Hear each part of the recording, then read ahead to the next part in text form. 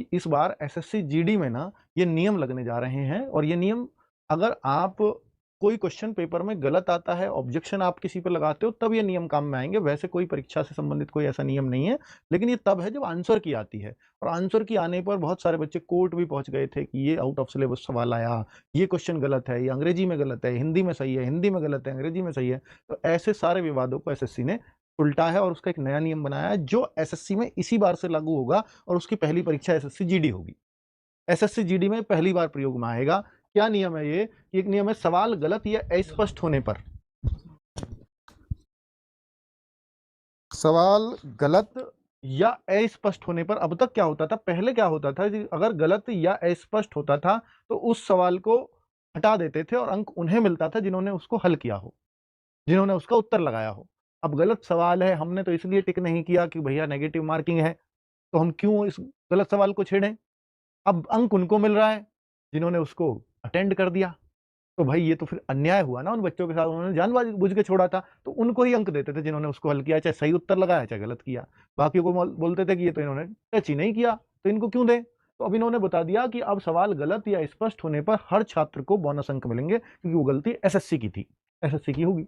ठीक है, दूसरा उत्तर के एक से अधिक सही विकल्प होने पर, उत्तर एक से अधिक अगर सही विकल्प है, मान लीजिए 2 विकल्प सही हैं या 3 उत्तर सही हैं, तो फिर क्या अब तक क्या होता था जैसे किसी के पहले होता था कि गलत ऑप्शन चुनने वाले को भी अंक दिए जाते थे।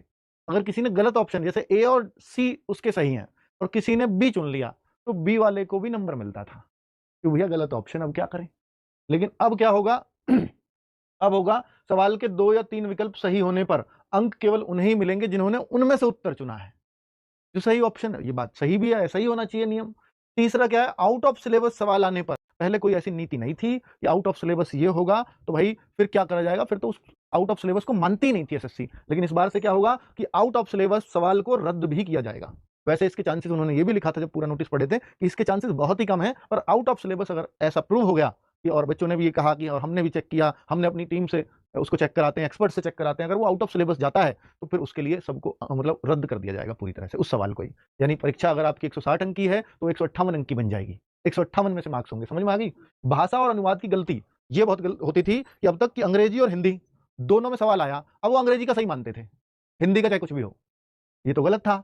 अब जैसे अंग्रेजी और पंजाबी में पेपर है, अब पंजाबी में कर रहा है बच्चा, तो फिर अंग्रेजी में सही आया तो सही मानते थे, पंजाबी में अब बच्चा तो अंग्रेजी में थोड़ी पढ़ता है ना? तो अब ऐसा नहीं होगा, अब ऐसा नहीं है, अब ये होगा कि भाषा और अनुवाद की गलती पर अब क्या करेगा आयोग कि अनुवाद की गलती होने पर अंग्रेजी संस्करण को अंतिम नहीं मानेंगे। कोई सवाल क्षेत्रीय भाषा में गलत है पर अंग्रेजी में सही है, तो वह सिर्फ भाषा के उम्मीदवारों का रद्द माना जाएगा। मतलब कोई बंगाली में पेपर दिया है, तो बंगाली वाला और वो बंगाली में गलत आया, अंग्रेजी में भले ही सही हो, तो बंगाली वालों का ही गलत माना जाएगा। बाकी सारी भाषाओं से ही तो वो सारा सवाल सही मान लिए जाएंगे। तो इसके अंक फिर उन बच्चों को मिल जाएंगे, बंगाली वालों को। समझ में आ गई? तो इस तरह से एक नया नियम और ये सब चीजें आपको मैंने बहुत स्पष्ट भाषा में समझाई हैं।